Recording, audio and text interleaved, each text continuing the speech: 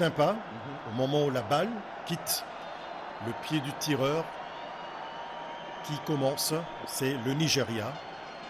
Et Bassey au point de pénalty pour pour ce premier tir et devant un jeune, Timothy Fayulu, il faut le rappeler, qui a réussi son baptême du feu. En juin dernier, lors de la trêve internationale à Orléans, pour la deuxième victoire de la série de la RDC face à Madagascar 3-1. Timothy Fayulu face à Bassey. C'est dans le décor. C'est dans le décor. On croise le doigt. On croise le doigt, on croise le doigt. Parce qu'avec l'arbitre Jalal, je pense qu'il faudrait que la chance seulement puisse départager. Du pied gauche, donc, Bassey envoie la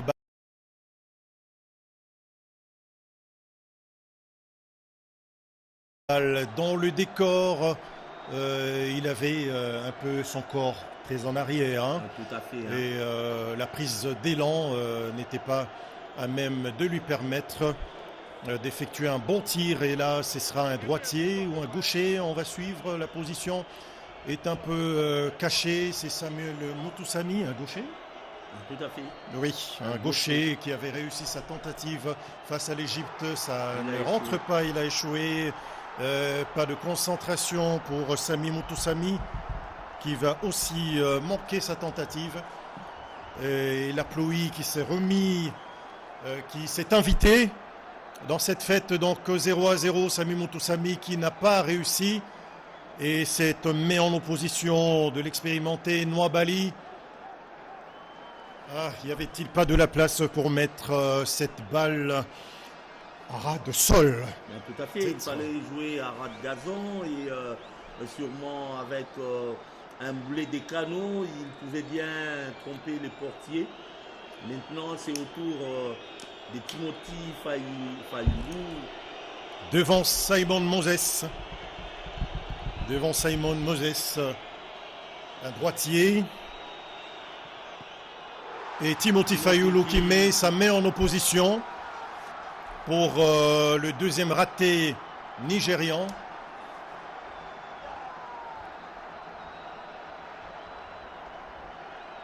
Il n'avait pas tort de le proposer, Timothy Fayulu, qui n'a pas mordu à la fin. En dehors de Robert Kidiaba, il y a également Mayala qui est, oui. Bien qu'il n'est pas dans les staffs régionaux. Aussitôt, l'ouverture pour transformer son tir et permettre à la RDC de faire la course devant.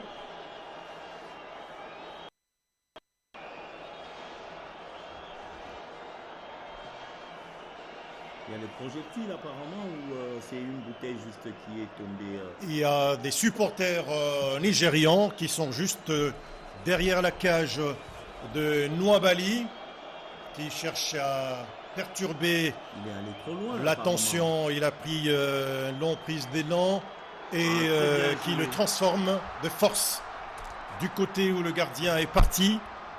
Mais pas de chance pour Nwabali parce que le jeune qui a suivi, c'est ce que je dis, du côté où le gardien est parti. Il est fort, c'est Nwabali, hein, il est fort.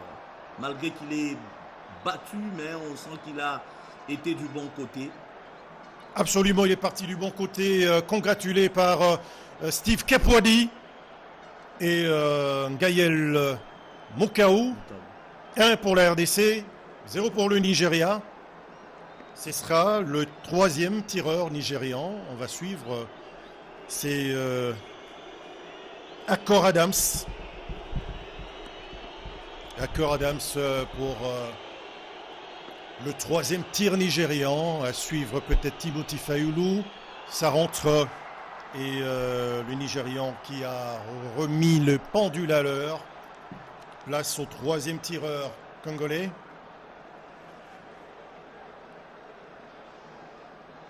Peut-être une réaction tardive de de Timothy Fayulu, ou encore, bon, il a mis pratiquement à la Palenka, hein. la Palenka et puis sous la barre, ce qui est très difficile pour le gardien de but. Soit que vous cognez la très tête difficile pour le gardien. au niveau de la barre transversale ou encore On va suivre le troisième tireur congolais. Twanzebe sûrement. Twanzebe, un défenseur, c'est souvent laborieux pour les défenseurs au tir au but. Twanzebe, oh là là, Twanzebe qui rate. Twanzebe qui rate, qui n'a pas choisi le bon côté. Cédric Bakambu qui s'étonne. Bon, enfin, c'est une soirée très très compliquée et cette pluie qui a peut-être compliqué. Il faut dire que ce n'était pas trop bien tiré, sincèrement. Ce n'était pas trop bien tiré. Est-ce qu'il y a eu la séance à l'entraînement? On commence à se poser la question.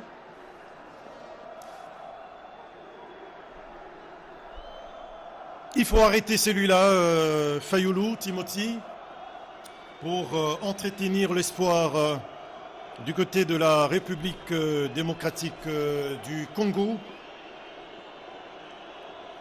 Très difficile, un autre nouvel entrant, Bruno. De forcer du pied gauche pour donner l'avantage au Nigeria. La pression maintenant sur le quatrième tireur congolais. Il faut le marquer, il faut l'inscrire pour éviter parce que là, c'est pratiquement le Nigeria qui a l'avantage parce que ils ont commencé la séance. Oui. Beaucoup de courage pour le prochain tireur congolais. Beaucoup de courage pour le prochain tireur congolais, c'est Fiston Maël Kalala. Va-t-il redonner qui a pris l'élan, Fiston Maël Kalala pour le coup de pied arrêté, contre-pied parfait pour Fiston Kalala Maël qui a pris le gardien en opposition, à contre-pied. Et Fayulu, sous les yeux des animateurs confiants, on revoit avec beaucoup de calme Fiston Maël Kalala qui a pris à contre-pied le portier, qui a tenté d'aller du même côté que lors de la deuxième tentative des Congolais. La pression sur, une nouvelle fois, la RDC. Tout à fait. Avec un arrêt de Timothy Fayulu, ça pourrait baisser la tension sur les derniers tireurs de la RDC. Et donc, Timothy Fayulu a pratiquement toute la responsabilité. Et du coup, oh là là, ça rentre, mais le projectile, est-ce que ça n'a pas perturbé le portier? Est-ce que ce ne serait pas un pénalty à refaire, à retirer? Il y a eu le projectile avant la balle. Est-ce que le gardien de but n'a pas été perturbé? Regardez-moi ça. Pris à contre-pied. Le projectile est venu au moment où le gardien était concentré sur le tireur.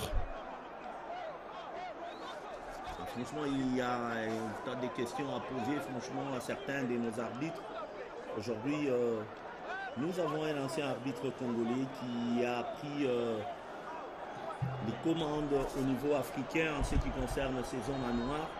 Balikwisha. Le jeune Balikwisha pour sa première apparition sous les couleurs de la République démocratique du Congo de force. Il s'est acquitté de ses responsabilités. Et oui, il n'a laissé aucune chance au portier nigérien Nwabali. Et on est maintenant dans la série.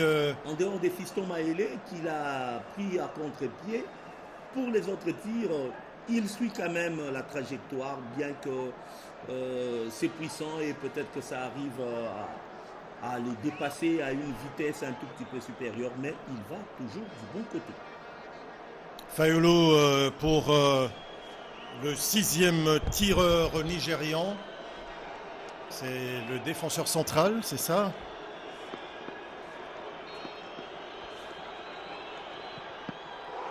Et Timothy Fayulu qui est parti du bon côté. Et là, c'est la RDC qui a l'avantage. Marcelin, il s'agit de marquer et la RDC va devoir jouer les demi-finales intercontinentaux, je pense. Intercontinental. Absolument. Absolument. La pression maintenant sur le prochain tireur congolais. Et là, on va devoir... Le réalisateur a braqué les deux côtés. Les Nigérians qui sont un tout petit peu déçus. Et les Congolais qui sont en train de jubiler. Il est imperturbable, ces garçons. Il est imperturbable. Oh là là, qu'est-ce qu'il nous a fait, Timothy Fayulu? On jubile peut-être très tôt du côté congolais. On va attendre. On va attendre. Après ces ratés de Semi Agile. Chancel Mbemba Mangulu. Va-t-il nous refaire le scénario de l'Égypte? Chancel Mbemba Mangulu. Centre! La RDC est passée pour le tour suivant. Chancel Mbemba Mangulu déjà, qui a donné la victoire à la République démocratique du Congo en demi-finale des barrages, vient d'envoyer la République démocratique du Congo au barrage intercontinental. RDC 4, Nigeria 3. Victoire au tir au but après que la RDC est égalisée. Fanfan Bitangilai, c'est une manière de finir le week-end. La RDC poursuit son chemin pour la qualif à la prochaine Coupe du Monde de la FIFA, États-Unis, Canada, Mexique 2026. Ce n'est pas volé, mais c'est totalement mérité pour les Congolais qui ont outrageusement dominé la partie Fanfan Bitangilai. Il y a de l'émotion dans votre regard. Robert Kidiaba, qui est chargé des gardiens, avait raison de faire ses remplacements. Et là, Roger Itoto au côté. Très émotionné. Roger Itoto qui est déjà de l'aventure en 1998. Tout à fait. Troisième avec la République démocratique du Congo. Sous ce regard. Également, les Mayala, les Tokala. Lorsque je parlais des Mayala, il est dans intendant aujourd'hui de l'équipe. Sûrement que lui aussi parle avec ses joueurs pour et Osimhen qui remercie, qui apparemment encourage ses coéquipiers. Ils ont eu le mérite d'avoir fait le déplacement du Maroc, de la capitale marocaine, Fanfan Bitangilai. Ces nombreux animateurs qui ont redonné de l'énergie, de l'ambiance et du patriotisme, qui ont transmis le patriotisme à leurs compatriotes sur la pelouse. 4